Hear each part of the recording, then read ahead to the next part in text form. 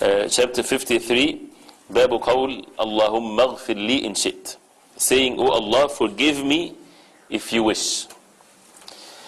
في الصحيح عن أبي هريرة رضي الله عنه أن رسول الله صلى الله عليه وسلم قال لا يقل أحدكم اللهم اغفر لي إن شئت, اللهم اغفر لي إن شئت, اللهم ارحمني إن شئت, ليعزم المسألة فإن الله لا مكره له. None of you should say, إن الله لا مكره له. None of you should say, oh Allah, forgive me if you wish. Oh Allah, be merciful to me if you wish. But he should always appeal to Allah with determination, for nobody can force Allah to do something against His will. Muslim reports, وَلْيَعْزِمِ الرَّغْبَةَ فَإِنَّ اللَّهَ لَا يَتَعَظَمُهُ شَيْءٌ أَعْطَى. One should appeal to Allah with firm determination, for nothing is too much for or beyond Allah. And this is what's in the chapter. So the title is to say Allahumma aghfir li in shit. To say, oh Allah, forgive me if you will. This is something that is not permissible. And it negates the perfection of the Tawheed, because part of the Tawheed is to exalt Allah subhanahu wa ta'ala. The person says, oh Allah, forgive me if you will. Is it difficult on Allah subhanahu wa ta'ala? So in dua, a person has to be determined and has to have this zeal that he wants the forgiveness from Allah subhanahu wa ta'ala. He repeats it even over and over again. He's not asking from a weak creation of Allah subhanahu wa ta'ala that they do not benefit themselves.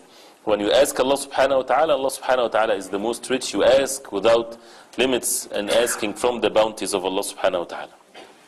So even the feel that this might bring into the heart, as a result of that, the Prophet ﷺ forbidding the believers from even saying that. Even if a person says that because of his own sins, that he sees that himself as a sinner and so on, that he does not deserve to be forgiven, all of this is wrong. Why? Because Allah subhanahu wa ta'ala ordered us to ask Him for forgiveness. And He subhanahu wa ta'ala is the most merciful. And He forbade us from giving up on the mercy of Allah subhanahu wa ta'ala.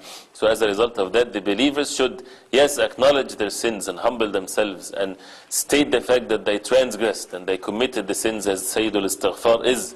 But at the same time, a person would subject himself to the mercy of Allah and to be determined and to ask Allah subhanahu wa ta'ala and to repeat the request. To say, Allahumma aghfir li, Allahumma arhamni, Allah forgive me, Allah have mercy on me, and so on. And that is basically, when a person do that, he is stating that Allah subhanahu wa ta'ala is free from all deficiencies. There is nothing difficult for Allah subhanahu wa ta'ala. So a person needs to have this in his heart definitely, and he should appeal to Allah subhanahu wa ta'ala with firm determination. And the person, when is like that, then the dua is more likely to be accepted by Allah subhanahu wa ta'ala. When can a person say inshallah in his dua? If he's referring to something in the future. Like what?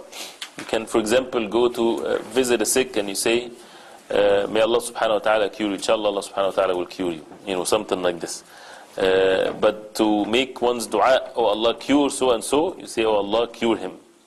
You don't say, oh Allah, cure him if you will. Right? Oh Allah, cure him.